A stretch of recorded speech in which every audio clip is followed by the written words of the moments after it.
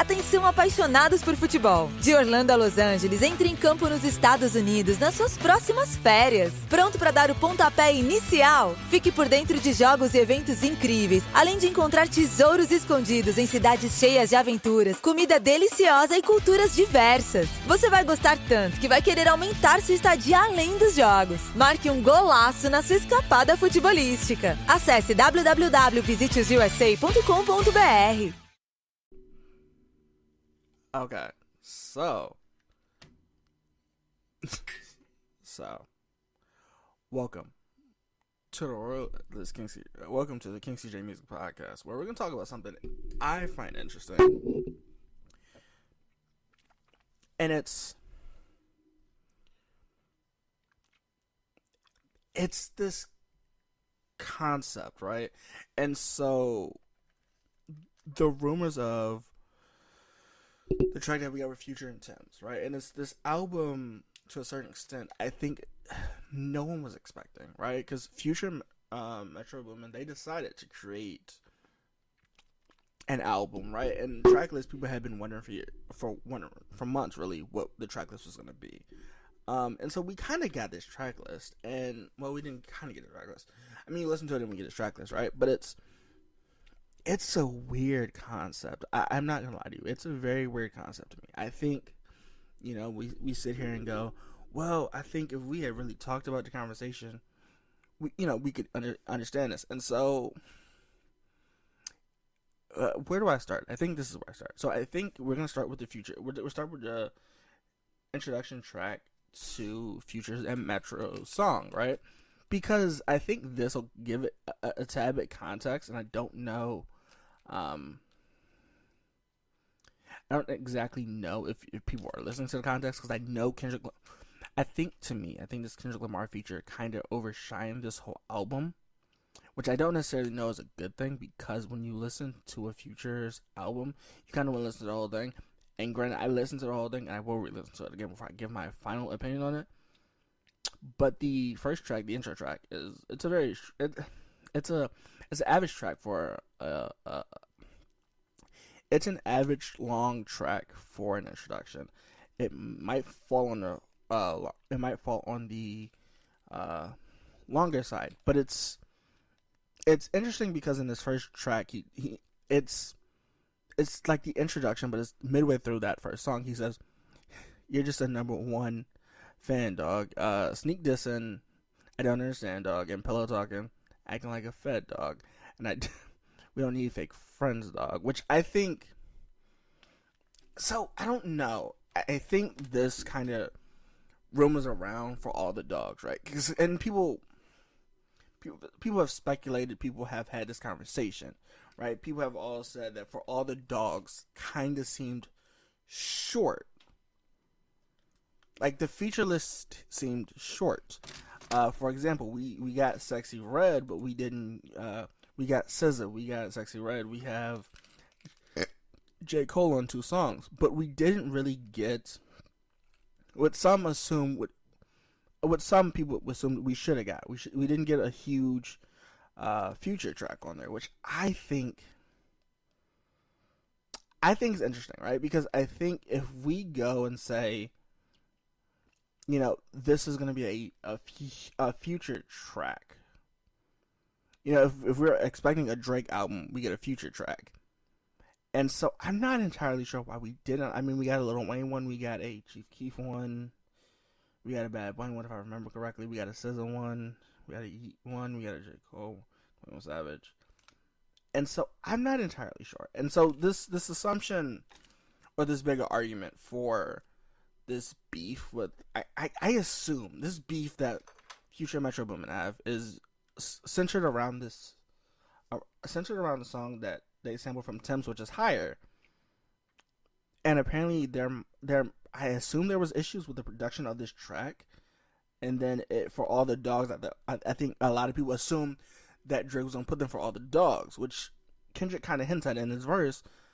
But we hear this opening introduction from Future, and we just assume, right? We assume something happened, because even Metro Boomin allegedly, before this album dropped, unfollow Drake, and I'm not entirely sure why that is. Right? I think people have their own motives.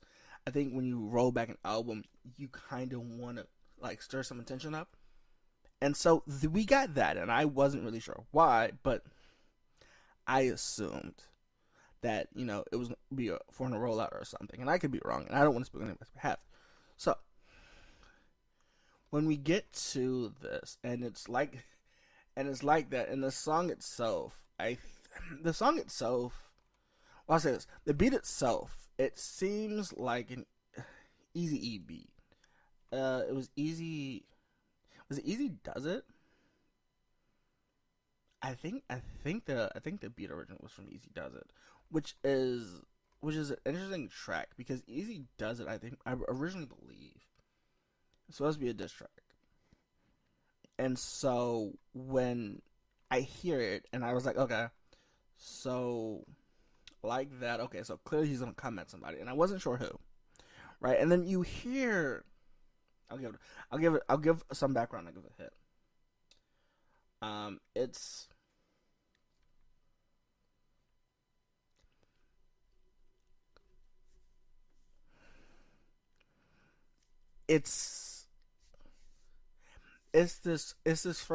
this first thing. I'll give it to, it's in Future's first bar of his first verse. But it's his first bar of this. He says, "Stick to the code. All these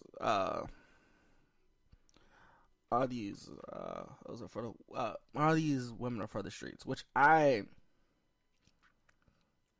when I heard this, I've used this heard on Drake before. So my assumption was that whoever this feature was, it was gonna be a feature in which, it was gonna be a shocking feature. And to that feature, we got a Kendrick Lamar feature.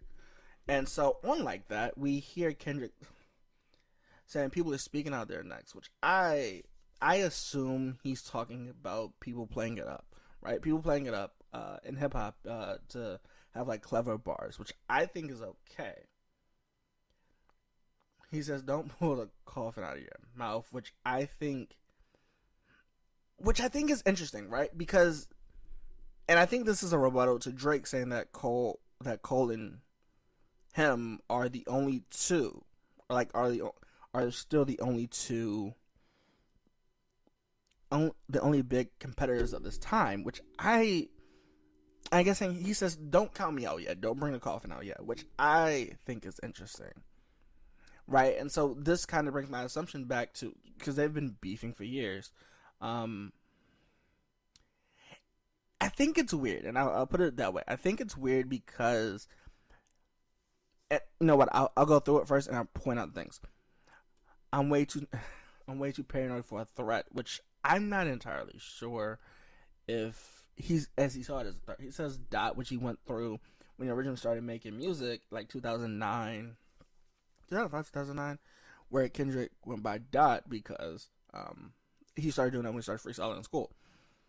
But so we get that money, power, and respect. Respect.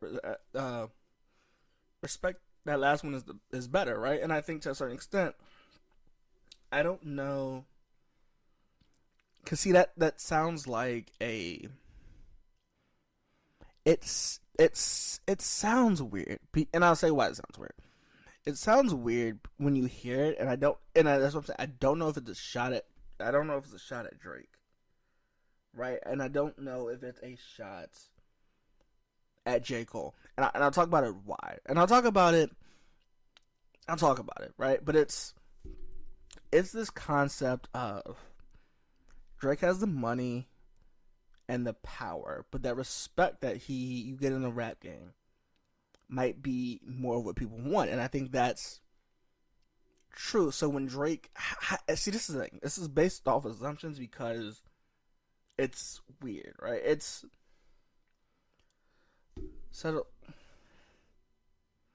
a lot of the goofies with a check, which I'm assuming, right? And I don't want to I wonder if this is laugh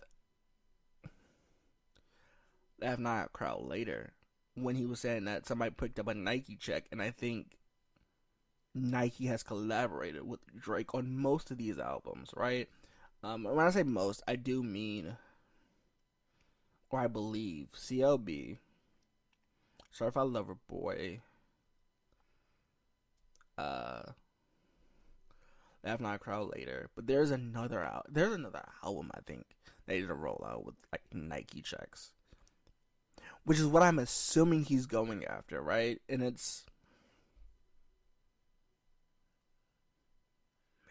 weird. He says my temperament's bipolar, and I choose violence, which we can talk about it like in a full depth episode, but it's weird, right? Because, and I'll talk about it, but when people either have bipolar 1 or bipolar 2, you know, they can have their like very depressed days, but they can also have like these very high days, which I'm not entirely sure if he's just having a high day and he wants to have violence. And I assume, right? And I assume, I'll get into this later, but I assume this is his kind of version of a Control verse that he did. And I'm not entirely sure. Now, I know it drained out Future on this song, but I don't know if it has that same effect as a Control verse, right? Because it's already stuff we knew, right? Because he says, I decided to choose violence. Let's get up. It's time. I think it's supposed to be let's give it up, right? It's time for him to prove that he's a problem. Which is kind of a weird thing, right? Because I'm not entirely sure. Right? I'm not entirely sure who he's talking about, right? Because this is the assumption, and it will say that people have put Kendrick and Drake, and Kendrick, Drake, and Cole as the top 3, right? And people have been saying for years that, Drake will consider himself the best, Kendrick will consider himself the best, right? But J. Cole has just done it recently, right? And J. Cole kind of did prove it with a feature run that he's had this year. Or last year. He's had an amazing feature run for a couple years back to back. Right? And for him to say, prove it, it sounds like he's talking either to Drake or J. Cole. I lean closer to Drake, right? Because I'm in the middle. Because I believe, right, with this context, he's talking about prove that he's a problem. And I think he's telling Drake, okay, if you think you're in the top 3, then give us a rap album. And I don't know, and I mean this with like the most sincere I can be, I don't know if Drake can do a complete rap album, which people will argue For All the Dogs is. I don't know if For All the Dogs is considered a rap album. Because you have like Party Next Door, and Party Next Door can rap. He's amazing. But I don't know. If he's saying, okay, prove it, I think that's another situation. If Drake drops a just complete rap album, will people love it?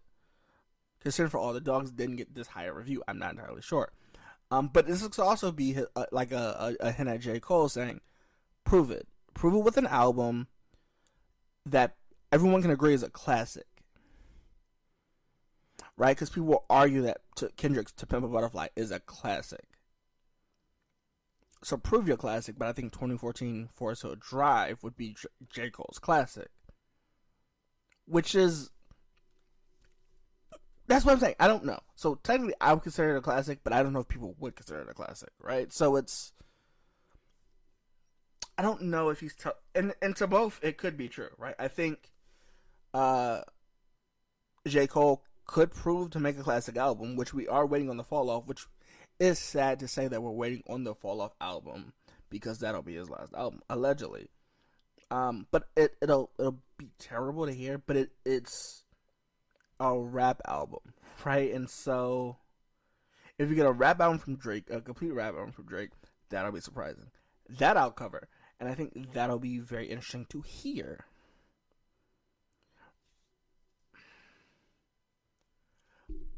people linking up, but can't be legit. I don't know. I don't know if this replies back to that street code that Future and Kendrick signed themselves to. But yeah, he says they're linking up, and I assume he's talking about Drake and Cole. If he's not, I don't know who else linked up this year that would piss Kendrick off. Which is weird. I think because in this next line is no 40 water, not no 40 water, which is weird because I don't know if he's taking shots. I don't know. He says 40, and my mind goes to E40, right? My mind goes to Drake's Engineer, and I don't know. Like, this diss track is weird. He says, explicit sneak dissing, first person shooter. I hope they came with 3 switches. And this is the thing, and this is what makes me think first person shooter was supposed to be a 3-person song. Right? Because I don't see how you get J. Cole, and he might be upset because I assume, right? I assume that Kendrick and Future were supposed to be on For All the Dogs. They weren't. And I could be wrong, but I can't find the original track list because people have said that they've sent verses in, and then some of them didn't get cleared. So I'm wondering, right, because Future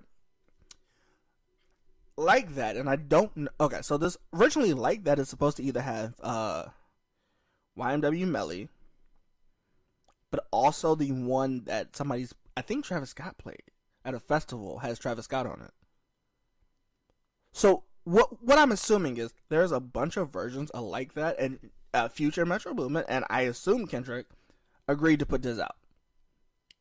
Right, so my assumption is you would assume, I would assume, and I could be wrong, but I would assume that this is to promote either Kendrick's new album coming out or for shock value. And for shock value, I think it worked. But he says, blank explicit sneak dissing and first person shooter. Switches. Which is interesting to me because when he says this, in my mind I go, sneak dissing as a song with 21 Savage and Drake, first person shooter with J. Cole. But also you have to remember, in first person shooter they did take kind of some shots. And so it's a double entendre, but it's weird because they did take some shots at Kendrick.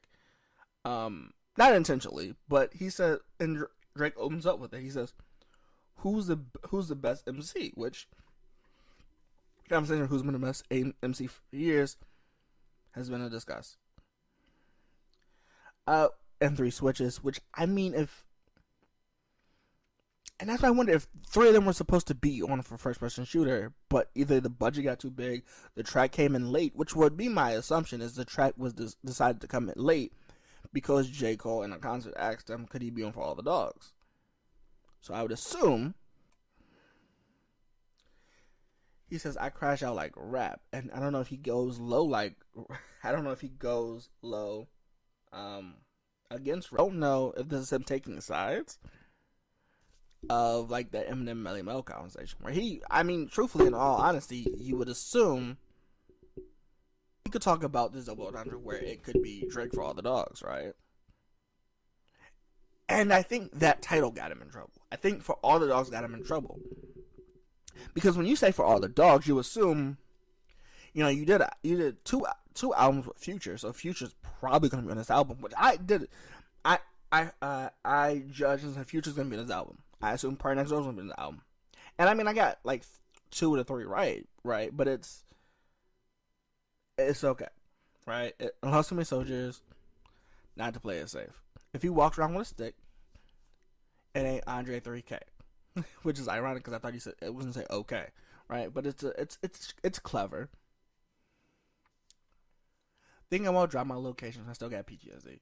I think this is the conversation that they've had before, where allegedly it was an altercation between Drake and Kendrick. And I wonder if he says, I'll drop it again, I still got PTSD about these situations. And this is the thing where I don't know, I have a weird issue with it, right? And the conversation is, are we still having this big conversation about the big three, right? Because he says explicit blank to big three. Explicit is just me. It's interesting to me, right? Because allegedly, we'll say it this way: before the big three conversation came, it was always Pac and Biggie. Then we get the creation of I'm the best rapper. Then YMCMB came out. Wayne came out and said that they had the best three. So Wayne, Nicki, and Drake, they had the biggest three. That was the assumption. And now we have this category that followed from this, where who are the big three artists? And people say Drake, Kendrick, and Cole. For different reasons and for different styles of raps. Or that's how I consider it. Some people don't consider it that way. So, when we talk about the big three, we're wondering who. And he says it's just him. And I think this argument is it's just me, because J. Cole said who's the big three. And allegedly, well, when I heard the big three, I thought he was he says forget the league, which he's saying forget Ice Cube's big three league, which he has, and I think they're doing great. But it's a who knows who's of like basketball. So it's like he says forget the league, right? And it's an assumption to me where I don't know, and I do say this, realizing the irony in it, but and that's why he says it's not about the money or the power, it's about the respect. And I think the assumption is that people don't respect Drake for that ghostwriting allegations that it was in 2015 or 2016. And it's the big three conversation, and I don't know, right? I don't know. And he says it's just me because he dropped morale, because Cole kind of talked about the morale in first person shooter, which I assume, right? And I do assume that he's the big three because he has one Grammy over everybody. But the conversation of if the Grammys are considered a legit standard of how we rate people is still in question. And for that conversation, I would need a few guests to come on and talk about that. I think the Grammys in themselves, that's another conversation that would take probably an hour, maybe 2 hours, an hour to edit, and then to reshoot, right? It'll take a while. But he says it's just me. He says, your best work is a light pack. Which is funny to me because who's light work? And I told you, I have a lot of questions because who's light work? Whose best work is a light pack? And if he's talking about J. Cole, I want to know what his best work is. And if he's talking about the Fall Off is a wicked album. It's a wicked album. Right? It's a wicked album. And I think that's still pointed at Drake. But so it's interesting. He says Prince outlived Michael Jackson, which, okay, this is the thing. Comparably, music-wise, Michael Jackson and Drake are very popular. Prince and, if you ask me, Kendrick were more praised for their chemistry and the way they've been able to make music. It's like John Baptiste, right? But it's the way that they've been able to create music and the ways that they went about it, getting conductors and stuff like that. Which brings me to this point of, he says, Prince outlived Michael Jackson. My assumption is he's talking because Prince lived 7 years after Michael Jackson died, right? So it's that assumption of he did better, right? Because Pac and Biggie and who outlived who is who we consider the best, right? It's questionable though, and I do mean that. I don't mean this in a negative way, but objectively, right? Michael Jackson music is still getting played, and Prince. I love Prince. Purple Rain is So it's a good album. I'll put it that way. It's technically an album. It's a it's a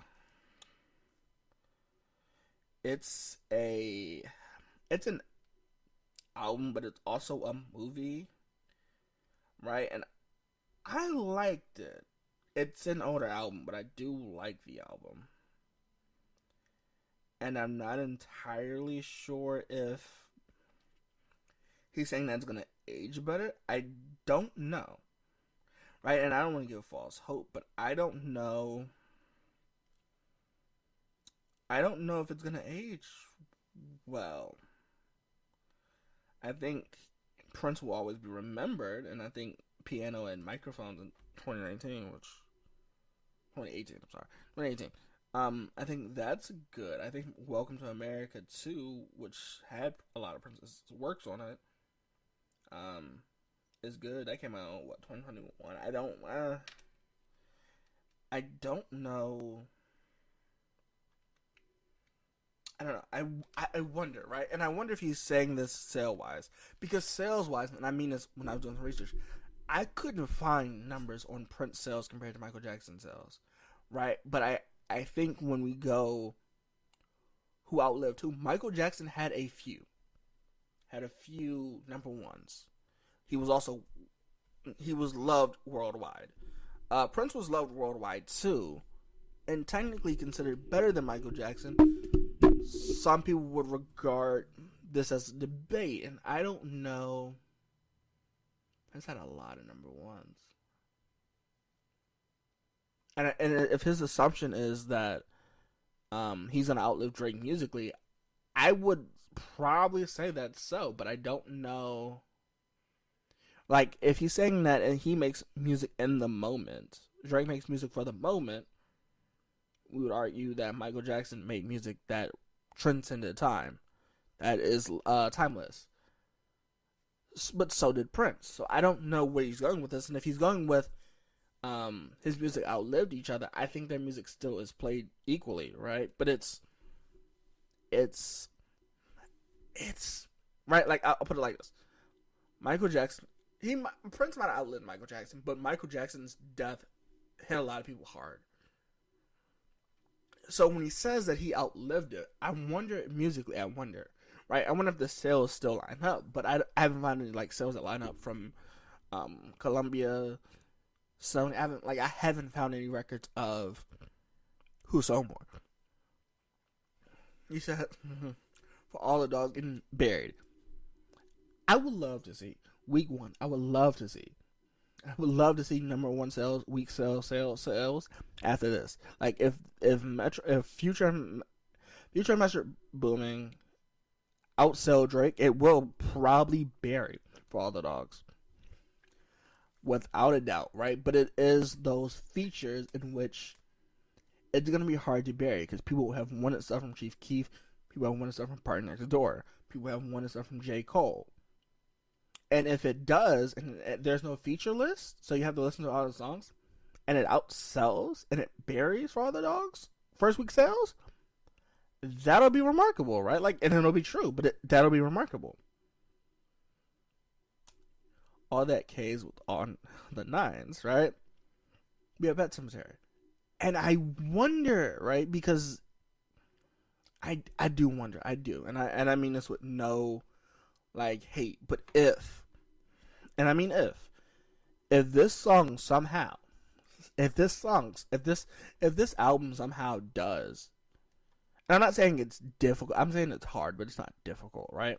To outsell for all the dogs week one and it buries it, I would love to know. And that'll be another episode that I add to, like, me having an honest discussion on who had the better album. Because I have a lot of discussions about who had better albums and when. But it seems like he wanted to get a lot of stuff off his chest. Future and Drake aren't having the best. I don't know if they're not having the best conversation. But they said once you pick a side, right? And I don't know if he's talking about J. Cole. Right? Because you've kind of made, in a theory, you've kind of made J. Cole pick a side. And what side J. Cole picks is going to make anyone mad, right? Because I guess I'm assuming because they went on tour, everyone assumed that J. Cole had agreed with Drake in this beef, which has been years and been a decade long, right? I don't think I use a decade right because a century is 1,000. Anyway, but this beef's been for so long. I don't necessarily know if Drake asked and say you're like one of the greatest and you're the great, you picked a side, has started some beef in like these rival camps, and if it has, my question is why. I think if you go, who do you want to be in the top 3? You get Drake. I don't know. You get Cole and you get Kendrick. And if you have to pick a side between... It's because you kind of put people in a situation, right?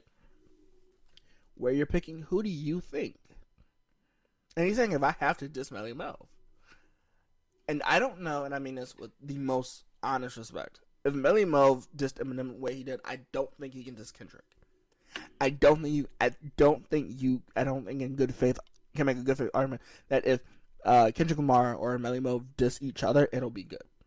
I don't think it will, because either Kendrick will destroy Melly Mel, which doesn't prove anything because Eminem did it, and people didn't assume it was going to be difficult to do, or Melly Mel destroys Kendrick, which that's unlike. But that's what I'm saying.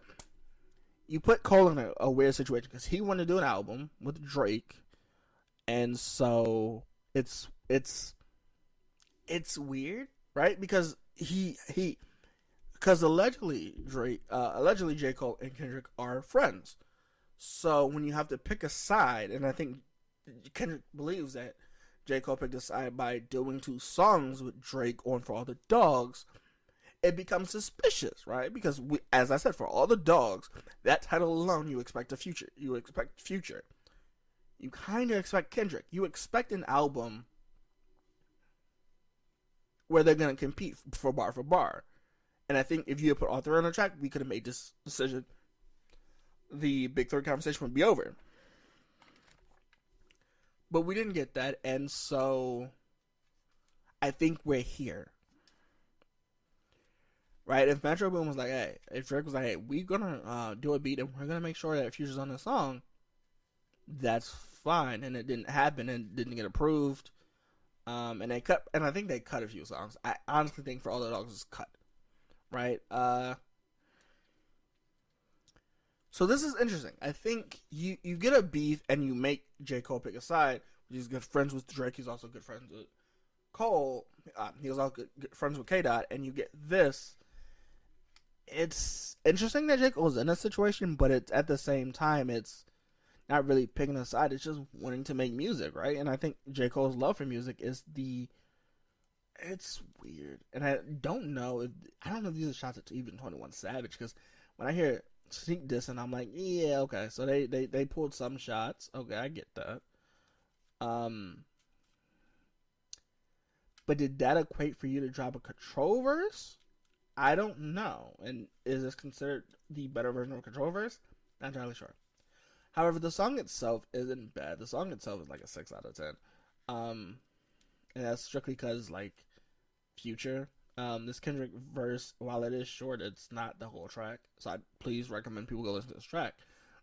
But it's concerning, to say the most. I don't know. It's weird. It's a weird track to put out, and it's also a weird track to hear. So with that being said, I hope you enjoyed the World of King CJ Music podcast.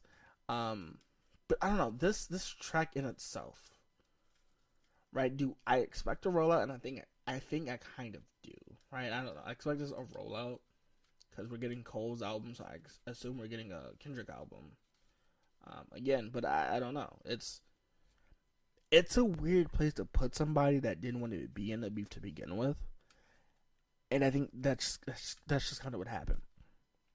And I don't know if this is making rap competitive again, because besides Kendrick, Cole, and I mean this, I think if anybody responds, it's gonna be Drake, but I don't think Cole's gonna respond. I don't know who this was for. If this was to get Drake to respond, that's fine. I think Drake will. I don't think J. Cole will. I don't think J. Cole will respond. So if you're asking somebody to prove it and you're asking Cole to prove it, I don't think you see it. You ask Drake to respond, he might respond, but it's not going to be on a Kendrick timeline. It's not going to be like a weak timeline. So I wonder, like as I said, this is a great feature.